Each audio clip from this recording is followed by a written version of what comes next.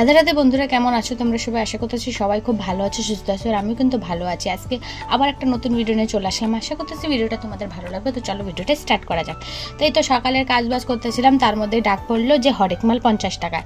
তো সেই ডাকটা শুনে কি আর ঘরে বসে থাকা যায়? আমাদের মতো মধ্যবিত্তদের ফ্যামিলিতে ভাই কেউ এরকম ডাক শুনলে ঘরে বসে থাকতে পারে না। তো গেলাম, দুটো জিনিস নিলাম, তারপরে এই তো পয়সা দিতে এখন গেলাম। আর আমাদের মতো মধ্যবিত্তদের ঘরে এইসব জিনিস হচ্ছে সবচেয়ে আদরের জিনিস। মানে এগুলো যদি আমরা নাও বা কিনতে চাই, দামটা শুনে তাও একবার গিয়ে দোকানে দেখি যে কি আছে না আছে, তার মধ্যেই দেখতে দেখতে পছন্দ হয়ে যায়। তো সেরকমই ব্যাপারটা হয়েছিল সকালবেলা। মানে হরেক মাল 50 টাকা বলতেছিল।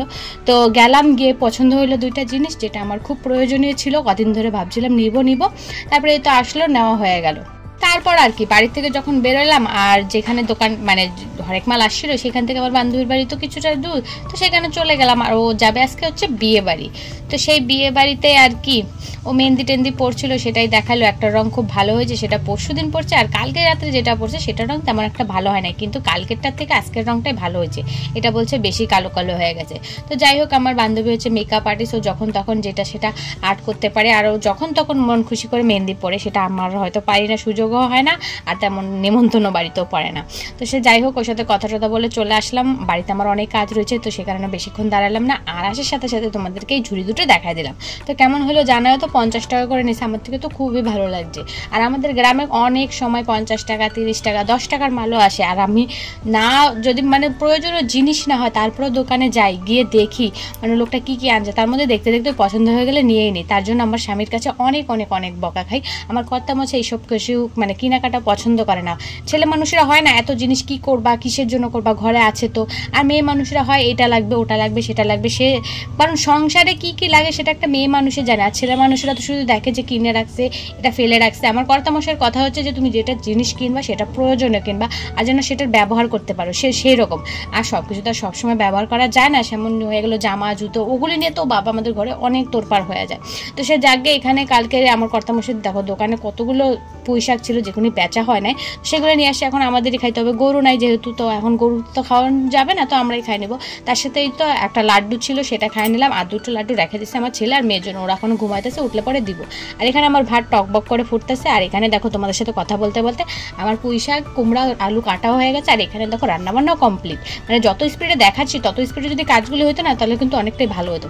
তো সে জায়গায় এখানে দেখাচ্ছি আমার আজকের মেনু। এখানে আছে পুঁই শাক আর কুমড়া আলু দিয়ে তরকারি একটা, তার সাথে আছে মাছের ঝোল, যেটা আলু আর কচু দিয়ে রান্না করছি, তার সাথে সাদা ভাত। আর কিছু না, এই অবধি, দুপুর অবধি চলবে। তারপরে রাতের বেলা যদি থাকবে, না হলে রাতের বেলা আবার রান্না করতে হবে।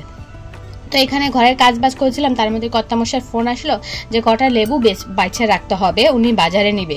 তো এখানে সেই 100টার মতো লেবু গনে রাখবো। আর ফ্রিজে রাখলে না লেবু জানো তো নষ্ট হয়ে যায়। তারপর এখন কি করব, সস্তায় পাইছে, বস্তা ভরে নিয়ে আসে। এখন মানে যেইভাবে হোক বেচাতে হবে, তো সেই কারণে আর কি। আর ফ্রিজটা আমার এখন এত কাজে লাগতেছে, সে আর বলার মতো না। যখন কিনছিলাম তখন মনে হচ্ছে যে কি রাখবো কি না রাখবো, আমাদের ঘরেও তেমন একটা জিনিসও থাকে না।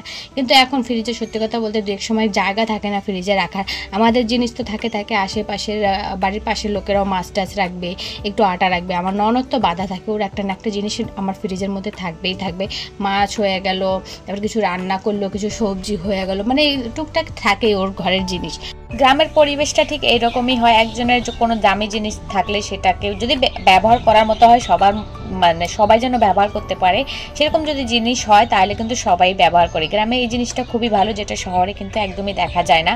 তো সে যাই হোক, এখানে এখন আমি লেবু টেবু বাছিয়ে রাখলাম কর্তামশাইয়ের আদেশে। তারপর একজন কাস্টমার আসছিল, তাকে জামা প্যান্ট দেখাইলাম, তিনি নিল, তারপরে সে চলে গেল। তারপরে আমি আমার কাজে আবারও মানে স্টার্ট করে দিলাম। তো এখানে রয়েছে ঘর মোছার বাকি। আজকে আর ঘরটা মুছলাম না, শুধু বারান্দাটা মুছলাম। আর যেদিন দেখবা তোমার কাজের মানে বেশি চাপ থাকে, সেদিন যে এদিক ওদিক থেকে কত রকমের যে কাজ চলে আসে সেটার মানে বলা যায় না। তো এখানে যেই ছেলেকে চান করাই দিলাম, মেয়েও চলে আসলো, মেয়েকেও এখন চান দান করাই দিলাম। আর মেয়ে এখন একা একা সাজুগুজু করতেছে। মানে আমার মেয়েটা ছোট হলে হবে কি, ও একা একা অনেক কাজ করতে পারে, যেগুলিকে আমার করে দিতে লাগে, কিন্তু তারপরে ও একা একা করতে পারে। এমনকি এমন সময় হয় যে ওর ভাইকে পর্যন্ত সামলায়। আমি ধরো অন্য কাজে ব্যস্ত আছি, তখন ওর ভাইকে সামলায়, ঠিক আমি যেরকম করে রাখি, যেরকম করে খাওয়াই। এমনকি ও বিরক্ত হয় না। হ্যাঁ, দুই এক সময় বিরক্ত হয়ে যায়, সেটা ও যখন খেলা করে, ওর ভাই যখন গিয়ে ওকে বিরক্ত করে, তখন সেটা সবাই হয়, আমিও হই, ওর বাবাও হয়, মানে বড় মানুষরা তো হয়তো, বাচ্চা কাচ্চা কি মানে সে বিরক্তটা হবে না। তো আমার মেয়ে সবসময় বিরক্ত হয় না, কিন্তু দুই এক সময় যখন ও খুব মন দিয়ে খেলা করতেছে তখন যদি ওকে এসে ওর ভাই বিরক্ত করে, তখন এমনকি বকা টকা দেওয়ার সাথে সাথে মায়েরও দিয়ে দেয় ওর ভাইকে। কিন্তু ওর ভাইকে যদি আমি মারি বা বকি তখন ওর খুবই কষ্ট লেগে যায়। এই অভ্যাসটা আমি ছোটোবেলায় মানে আমার মধ্যেও ছিল। আমার বোনকে যখন আমার মা বকতো মারতো তখন আমি মাকে খুব বকতাম, বা ধরো ওকে যদি মারতে আসতো তখন আমি বোনকে আমার জড়ায় ধরতাম যে না মারো না মারো না। তো সেই অভ্যাসটা দেখে আমার মেয়ের মধ্যেও আছে।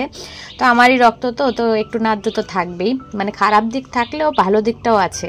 তো এখানে মেয়ে ছেলে জনকেই চান টান করাই দিলাম। ওদের তো ওরা কাজ পুরো পারফেক্ট ওদের। এখন আমি আমার কাজে লেগে পড়ছি। আবার আমার চুলগুলো একদমই রুক্ষ সূক্ষ্ম হয়ে গেছে। তো ছেলের খাবারটা জাল দিয়ে এখানে চুলের মধ্যে একটু তেল দিলাম। কয় বছর পর তেল দিলাম সেটা জানি না, কারণ আমার চুলে না তেলটা একদমই স্যুট করে না। আমি পাল্টা অনেক ধরনের তেল দিয়েছি, কিন্তু তারপরও চুলটার মধ্যে আমার তেল স্যুটই করে না। কিন্তু আজকে থাকতে পারলাম না, মাথাটা দেখছি অনেকটা ঘুরাইতেছে, তো সেই কারণে আর কি মাথায় তেলটা দিলাম। তারপরে চান্দান করলাম। তারপরে এখন এই যে আমার ছেলে দেখো দুষ্টামি শুরু করে দিছে, মানে ও এখন বসে রয়েছে আমাকে বলতেছে পিসাবাড়ি যাবে, আর এটা ওটা নিয়ে ও এখানে লাগাচ্ছে ওইখানে লাগাচ্ছে, মানে ওর শয়তানিয়া শেষ হয় না। আর উঠানের অবস্থা দেখছো, উঠানে কত যে পাতা রয়েছে, ওরে বাবা এখনো তো বিকাল হলো না, বিকাল হইতে হইতে আরও পাতা পড়ে যাবে, আর দিন যত যাবে তত বেশি আরও উঠান রাস্তাঘাটে এই পাতায় ভরা থাকবে। আর আমি ভিডিওর প্রথমে বলছিলাম যে আমার বান্ধবী মেহেন্দি পড়ছে, তো ওই মেহেন্দি পড়ার বিয়ে বাড়িরই এই যে জল ভরতে যাচ্ছে সবাই। এখানে আমাকে নেমন্তন্ন করে নাই, কিন্তু আমার যাওয়ার খুবই ইচ্ছা ছিল, কারণ গান বাজনা যেখানে সেখানে আমি না থাকলে হয় বলো? ওই যে বলে না যে যেটাকে ভালোবাসে তার জন্য তার কাছে সময় হয় না, বা তার কপালে সেটা থাকে না। তো ঠিক আমারও সেই অবস্থা। আমি নাচ গান করতে বেশি ভালোবাসি, তো সেই কারণে আমার কোনো অনুষ্ঠান বাড়িতে নেমন্তন্ন পড়ে না বললেই চলে। তো এখানে বেশি লোক হয় না, এটা মেয়ের বাড়ির বিয়ে আর কি। তারপরে এখানে অল্প লোক ছিল, ওদের ফ্যামিলি মেম্বারই ছিল, বেশি লোক ছিল না। তো ওরা গেল জল ভরতে, তো সেই ফাঁকে আমি আমার বিকালের কাজগুলি করে নিলাম। তারপরে এই তো ওরা জল ভরে চলেও আসছে, আর আমি ভাবলাম যে দেখবো আবার গিয়ে, কিন্তু সেটা আর হইলো না। ওরা ওই রাস্তা দিয়ে চলে গেল। আর এখানে ছিল আমার বান্ধবী, যে কিনা খুব নাচ গান হই হল্লোড় করতেছে, আর আমাকে বেশি খাপাতেছে, কারণ আমার তো বিয়ে বাড়িতে নিমন্ত্রণ পড়ে নাই, তো সেই কারণে। তারপর আর কি ওদেরকে দেখে মন মরা হয়ে একটু ভিডিও এডিট করলাম, আমার কাজগুলি করলাম। তারপরে এই তো এখন সন্ধ্যাবেলা মেয়েকে ডাকতেছি, আর মেয়ের তো কোনো পাত্তাই নেই। ছেলে আমার খেলতেছে রাস্তা, আর ওইখানে ডাকতেছে আমার ভাগ্নিকে। আমার ভাগ্নি আসবে এখন, আসার পর একটু গল্প সল্প করবো ওর সাথে। সন্ধ্যাবাতি তো দেওয়া হয়ে গেছে। তো এখন আর কি সন্ধ্যাবাতি দিলাম, তারপরে রাত্রের খাবার দাবার আয়োজন করব, যেটা হয় আর কি সকাল থেকে শুধু কাজ কাজ কাজ, তারপরে আবার সে রাত্রে সে ঘুমানোর পরেও কাজ, ঘুমানোর আগেও কাজ। মানে আমাদের জীবনে, মেয়েদের জীবনে কাজ ছাড়া আর কিছু নাই। বাপের বাড়ি যতদিন থাকো ততদিনই সুখ আছে, ততদিনই বলতে পারো ভালো মন্দ জিনিস আছে, আয়োজন আছে। কিন্তু শ্বশুর বাড়ি আসলে তুমি যেটুকুনি আয়োজন করবা সেটুকুনি থাকবে, আর যেটুকুনি তোমার জন্য ভাগে পড়ে রয়েছে সেইটুকুনি পাবা। তার চাইতে বেশি আশা করাটা আমার মনে হয় ঠিক হবে না। তো সে জায়গায় এখানে বিকালবেলা দেখলাই তো সন্ধ্যাবাতি দিলাম, তারপরে দাঁড়াইছিলাম আমার ভাগ্নির সাথে। তারপরে গেলাম দোকানে, সেখান থেকে ভাবলাম বান্ধবীর কাছে যাই। ওখানে গিয়ে তো ওর সার্কাস শুরু, কে কীরকম করে নাচ গান করলো, কে কীরকমভাবে হাঁটাচড়া করলো, ওইগুলি দেখাইতেছে। আর আমি তো হাসি হাসি মরি। এমনিতে আমি ছোটোখাটো কথাও এত হাসি যে আমাকে মাঝে মধ্যে বকা শুনতে হয় যে এটুকু কথা থেকে হাসা যায়। আর এখানে তো দেখো পুরো সার্কাস জোকারের মতো আমার বান্ধবী করতেছে, তো এখানে হাসবো না বলো? তো ওখানে ও হাসাচ্ছে, আমরাও হাসতেছি, আর আমরা যাইতে পারলাম না সেটার তো আফসোস রয়েছেই। থাকবে এখানে আমার বান্ধবী তো গেলে, সেটাতেই আমি খুশি আছি। তো এখন আমার বান্ধবী রেডি হয় না, আমি ভাবছিলাম যে ও রেডি হয়েছে হয়তো, গিয়ে একটু দেখবো। মানে সামনাসামনি দেখার ফোনে দেখা অনেকটা তফাৎ আছে। তো আর ও গিয়ে দেখি এখনও রেডি হইলো না, প্রায় এখন 8টার মতো বেজে গেছে। আর এখানে আমি সিঙ্গারা নিয়ে বাড়ি চলে আসছি। তো যাই হোক বন্ধুরা, ভিডিওটা এখানে সমাপ্ত করি। আশা করতেছি ভিডিওটা তোমাদের ভালো লাগবে। ভালো লাগলে একটা লাইক করে দিও, চ্যানেলটাকে সাবস্ক্রাইব করে দিও, আর যদি বেশি ভালো লাগে একটা মিষ্টি দেখে কমেন্ট করে দিও, যাতে আমি বুঝতে পারি যে তোমাদের আমার ভিডিওটা কেমন লাগলো। তো ঠিক আছে বন্ধুরা, আজকের মতো ভিডিওটাকে সমাপ্ত করি। কালকে আবার দেখা হবে তোমাদের সাথে।